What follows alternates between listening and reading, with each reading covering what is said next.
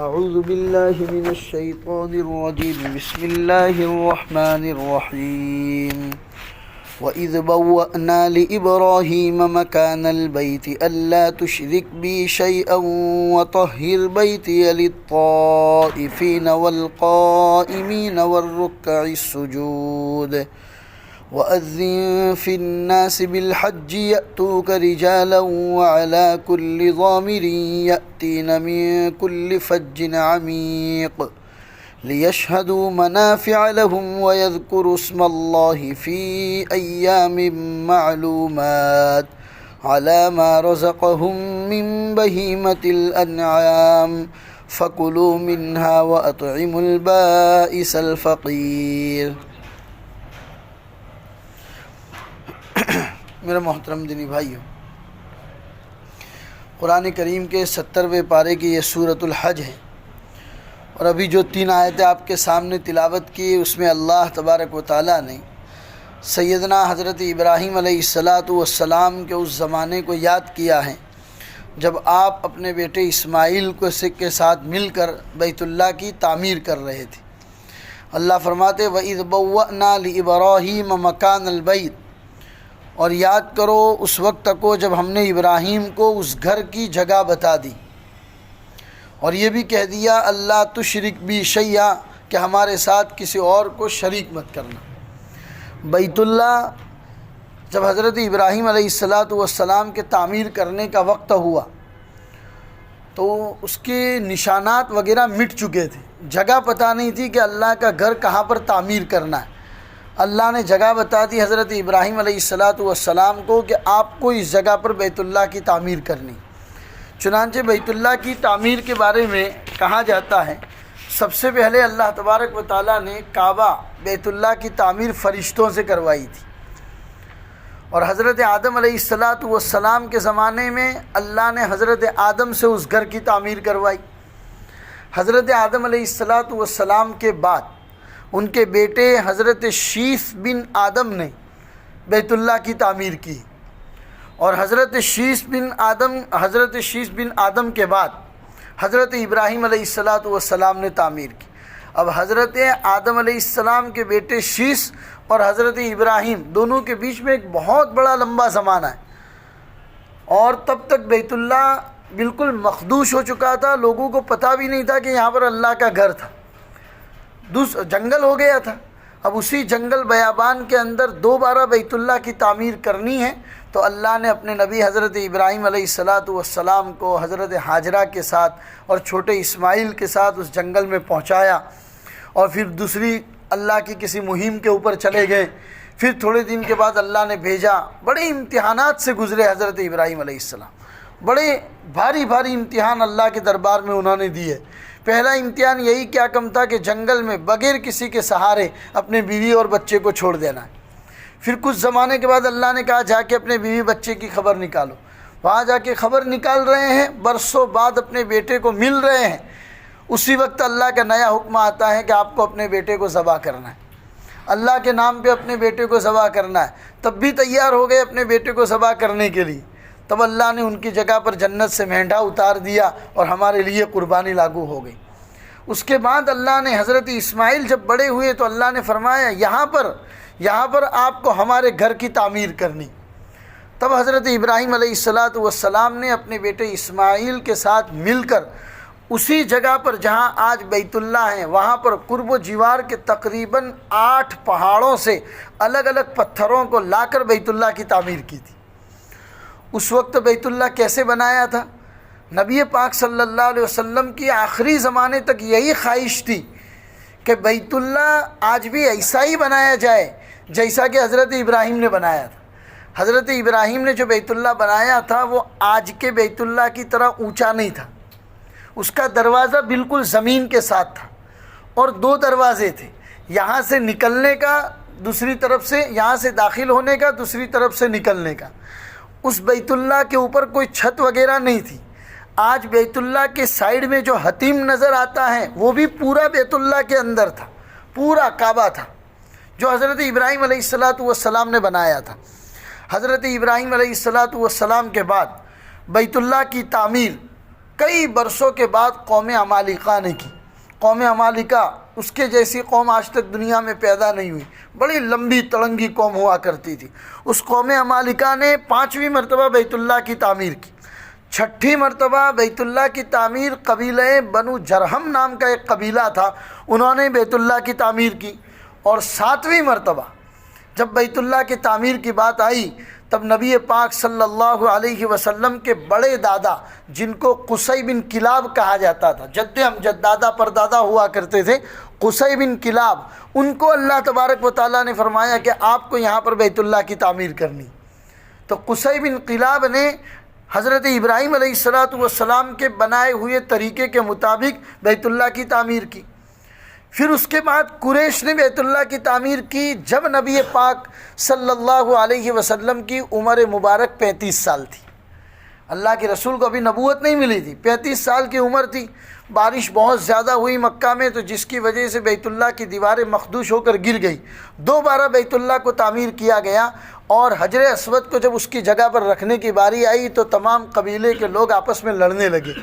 اس کا حل بھی نبی پاک صلی اللہ علیہ وسلم نے بتایا تھا کہ ایک چادر لائی جائے، اسی چادر کے اندر حجر اسود کو رکھا جائے، اور تمام قبیلے کا ایک ایک آدمی اس چادر کو اٹھائے۔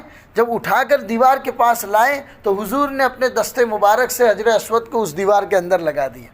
تو قریش نے اعلان کر دیا تھا کہ بیت اللہ کی تعمیر کرنی ہے، لیکن ہم لوگ جانتے ہیں کہ ہماری کمائی کیسی ہے، ہم کسی کو لوٹ لیتے ہیں، کسی کی چوری بھی کر لیتے ہیں۔ لہٰذا یاد رکھو، بیت اللہ کی تعمیر میں ہر ایک آدمی وہی پیسہ لگائے گا جو انتہائی حلال کمائی کا پیسہ ہوگا۔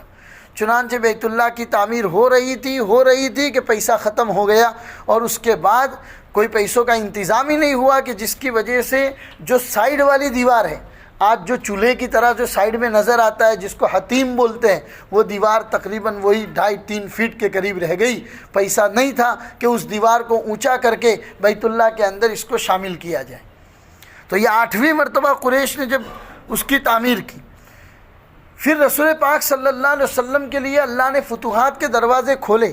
اللہ کے رسول چاہتے تو اپنے ہی زمانے کے اندر بیت اللہ کو سیم ٹو سیم تعمیر کرا سکتے تھے، جیسا کہ حضرت ابراہیم نے کروایا تھا، لیکن حضور نے دیکھا کہ بیت اللہ ایک ایسی جگہ ہے کہ جہاں پر لوگوں کے دل، بڑی آستھائیں، بڑی امیدیں لوگوں کو اس کے ساتھ ملی ہوئی ہے۔ اگر بار بار اس میں توڑ پھوڑ ہوتی رہے گی تو لوگوں کی جو عقیدتیں بیت اللہ کے ساتھ ہے وہ کم ہو جائے گی۔ اس لیے اللہ کے رسول نے کچھ کام کروایا نہیں، لیکن حضور کی چاہت تھی، دلی چاہت تھی کہ بیت اللہ ایسا ہونا چاہیے جو حضرت ابراہیم، ہمارے دادا حضرت ابراہیم نے تعمیر کیا تھا، جس کا دروازہ بالکل زمین کے نیچے ہو، 2 دروازے ہوں، ایک داخل ہونے کا، دوسرا نکلنے کا۔ اللہ کے رسول کی اس چاہت پر عمل کیا حضرت عبداللہ بن زبیر رضی اللہ تعالیٰ عنہ نے۔ انہوں نے اپنے زمانے میں بالکل سیم ٹو سیم بیت اللہ کو گرا کر دوبارہ تعمیر کروایا، اور 2 دروازے اس کے بنوائے، ایک داخل ہونے کا، دوسرا نکلنے کا، یہ پورا تعمیر کروایا۔ لیکن عبداللہ بن زبیر ایک ایسے صحابی تھے کہ بعد میں جب بادشاہت چلی اور خلافت بنو امیہ آئی تو ان لوگوں کو عبداللہ بن زبیر سے بڑا بیر تھا، اسی لیے تو حجاج بن یوسف نے عبداللہ بن زبیر کو شہید کروا دیا تھا۔ سلیمان بن عبد الملک کا زمانہ ہے، سلیمان بن عبد الملک نے اپنے زمانے میں حجاج بن یوسف کو کہا بیت اللہ کو گرا دو کیونکہ عبداللہ نے تعمیر کیا ہے۔ دشمنی اتنی زبردست عبداللہ بن زبیر کے ساتھ تھی، اپنی دشمنی کو نکال رہے اللہ کے گھر کے ساتھ۔ کہا کہ اس بیت اللہ کو گرا دو اور ایسا ہی تعمیر کرو جو قریش کے زمانے سے چلا آ رہا تھا۔ چنانچہ دوبارہ گرا کر پھر سے بنایا گیا، حتیم کو باہر جیسا تھا ایسا نکال دیا گیا، ایک ہی دروازہ رکھ دیا گیا، اور وہ دروازے بھی بالکل اونچا کر دیا گیا۔ حجاج بن یوسف بڑا ظالم بادشاہ تھا، پوری دنیا جانتی تھی، کوئی اس سے مقابلہ کرنے کی طاقت نہیں رکھتا تھا، اس لیے کسی نے اس سے مقابلہ نہیں کیا۔ بعد میں چلتے چلتے جب ہارون رشید بادشاہ کا زمانہ آیا تو ہارون رشید نے ارادہ کیا، کیونکہ حکومت اللہ نے اس کو ایسی مضبوط عطا فرمائی تھی، کوئی اس کی مخالفت نہیں کر سکتا تھا، تو ہارون رشید نے سوچا کیا میں بیت اللہ ایسا بنوا دوں جو حضرت ابراہیم نے بنوایا تھا اور جو اللہ کے رسول کی چاہت تھی، لیکن مجھے مشورہ لینا چاہیے۔ تو ہارون رشید بادشاہ مشورہ لینے کے لیے گئے اس وقت کے امام مالک رحمۃ اللہ علیہ سے، جو بہت بڑے ہمارے فقہ کے امام ہیں۔ امام مالک سے مشورہ لیا تو امام مالک نے فرمایا کہ بھائی میں اللہ کا واسطہ دے کر تمہیں کہتا ہوں کہ اب چھیڑخانی مت کرنا بیت اللہ کے ساتھ، بڑی چھیڑخانی ہو چکی ہے، جو بھی آتا ہے بادشاہ اپنے پاور کے نشے کے اندر اس کو توڑتا ہے اور دوبارہ تعمیر کرتا ہے۔ تم خلافت بنو عباس ہو، وہ خلافت بنو امیہ تھی، بنو امیہ والے آئیں گے وہ اپنی چاہت کے مطابق بنائیں گے، بنو عباس والے آئیں گے وہ اپنی چاہت کے مطابق بنائیں گے، اس لیے اللہ کا واسطہ تمہیں دیتے ہیں بادشاہ سلامت کہ آپ اس بیت اللہ کو بالکل مت چھیڑو۔ چنانچہ ہارون رشید نے اپنا ارادہ ملتوی کر دیا۔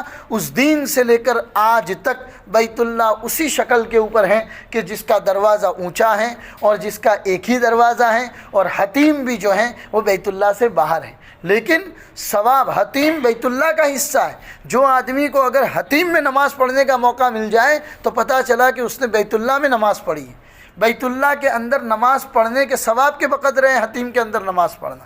تو بہرحال یہ بیت اللہ کی تعمیر کے متعلق تھا جو میں نے آپ کو بتا دیا۔ اللہ اسی بات کو فرما رہے ہیں کہ یاد کرو اس وقت کو جب ہم نے ابراہیم کو بیت اللہ تعمیر کرنے کی جگہ بتا دی، ساتھ میں یہ بھی کہا کہ بیت اللہ کو تعمیر تو کرو، اللہ تشرک بی شیئا، میرے ساتھ کسی اور کو شریک مت ٹھہرانا۔ یہ اللہ کی پہلی نصیحت تھی حضرت ابراہیم کو۔ نبی پاک صلی اللہ علیہ وسلم جو مکہ کا ماحول دیکھ رہے تھے، وہ ماحول وہ تھا کہ اسی بیت اللہ میں 360 بت رکھے ہوئے تھے۔ مشرکین مکہ نے اسی بیت اللہ کے اندر 360 بت رکھے تھے۔ حضور یہی باتیں ان کو فرماتے تھے کہ ہم سب کے دادا حضرت ابراہیم نے جب بیت اللہ بنایا تب اللہ نے پہلی بات یہی کہی تھی کہ میرے ساتھ کسی کو شریک مت ٹھہرانا، وطہر بیتیہ، اور میرے گھر کو ہمیشہ پاک صاف رکھنا، للطائفین، طواف کرنے والوں کے لیے، والقائمین والرکع السجود، اور یہاں کھڑے ہو کر نماز پڑھنے والے، رکوع کرنے والے اور سجدہ کرنے والوں کے لیے۔ رکوع یہ امت مسلمہ، ہم امت محمدیہ کا خاصہ ہے کہ اللہ نے ہماری نماز کے اندر رکوع اتارا ہے۔ اس سے پہلے جتنی نبیوں کے اوپر نمازیں اتری ہے کسی کی نماز میں رکوع نہیں تھا۔ رکوع صرف امت محمدیہ کی نماز کے اندر اللہ نے اتارا ہے، یہ امت محمدیہ کا خاصہ ہے۔ چنانچہ فرمایا اللہ حضرت ابراہیم کو فرما رہے کہ گھر کو پاک صاف رکھنا، طواف کرنے والوں کے لیے، نماز پڑھنے والے اور رکوع اور سجدہ کرنے والوں کے لیے۔ اب بیت اللہ تعمیر ہو گیا ہے، وَأَذِّن فِي النَّاسِ بِالْحَجِّ، اب آپ صفا پہاڑی کے اوپر جا کر لوگوں میں حج کا اعلان کر دو، يَأْتُوكَ رِجَالًا مِن كُلِّ ضَامِرٍ يَأْتِينَ مِن كُلِّ فَجٍّ عَمِيقٍ، فرمایا کہ آپ کا کام اعلان کرنا ہے۔ حضرت ابراہیم نے کہا اللہ یہاں پر کوئی نہیں ہے میرے اور میرے بیٹے اسماعیل کے سوا۔ اللہ نے فرمایا آپ اعلان تو کر دو، آپ کے اس آواز کو دنیا کے کونے کونے میں پہنچانا یہ ہمارا کام ہے۔ چنانچہ تفسیر ابن کثیر نے لکھا ہے وہاں حضرت ابراہیم نے آواز لگائی، اس دن سے لے کر قیامت تک جتنے لوگوں کے مقدر میں اللہ تعالیٰ نے حج لکھا ہے انہوں نے اسی وقت لبیک کہہ دیا تھا، چاہے وہ ماں کے پیٹ میں ہو، چاہے ان کا کوئی وجود نہ ہو، عالم ارواح کے اندر ہو، اسی وقت بھی انہوں نے لبیک کہہ دیا تھا۔ جن جن لوگوں نے لبیک کہا اللہ ان کی لبیک حضرت ابراہیم کی اس صدا پر ان کو بلاتا ہے بیت اللہ کا حج کرنے کے لیے۔ تو اللہ وہی فرماتے ہیں کہ آپ اعلان تو کر دو، یأتوک رجالا، لوگ پیدل بھی آئیں گے، وعلی کل ضامر یأتین، اور ایسی ایسی اونٹنیوں پر بیٹھ کر آئیں گے کہ وہ اونٹنی جب گھر سے چلی ہوگی تو مضبوط ہوگی، بیت اللہ پر آتے آتے دبلی پتلی ہو چکی ہوگی۔ ایسی اونٹنیوں کے اوپر بیٹھ کر آئیں گے اور ہر نشیب و فراز دور دراز کے علاقے سے لوگ ہمارے گھر کی زیارت کے لیے پہنچیں گے، کیونکہ ہم نے اس کے چاروں طرف برکتیں رکھی، لیشہدوا منافع لہم، تاکہ وہ لوگ اپنے نفع کو دیکھ لیں۔ مفسرین اس آیت کے ٹکڑے میں لیشہدوا منافع لہم میں لکھا ہے کہ آج تک کوئی آدمی حج کر کے آیا ہو اور وہ غریب ہو گیا ہو ایسا نہیں ہو سکتا۔ ہاں اگر اس کے اپنے ہی دھندے الٹے پھلٹے ہو تو وہ بات الگ چیز ہے، ورنہ اگر وہ اللہ کے گھر کی زیارت کر کے آوے اور خاص طور پر حج کر کے جا آیا ہو، نبی پاک صلی اللہ علیہ وسلم فرماتے ہیں کہ حج کرو اور مالدار بنو، حج کرو اور مالدار بنو۔ قرآن کریم کی آیت کہتی ہے لیشہدوا منافع لہم، تاکہ ان کو نفع حاصل ہو جائے، وَيَذْكُرُوا اسْمَ اللَّهِ فِي أَيَّامٍ مَّعْلُومَاتٍ، اور ہاں انہی چند دنوں کے اندر ہماری دی ہوئی روزی میں سے تمہیں جانوروں کو ذبح کرنا ہے اور جانوروں کے اوپر اللہ کا نام لینا ہے، فَكُلُوا مِنْهَا وَأَطْعِمُوا الْبَائِسَ الْفَقِيرَ، اور ان جانوروں میں سے تم خود بھی کھا سکتے ہو اور غریب اور محتاجوں کو بھی کھلا سکتے ہو۔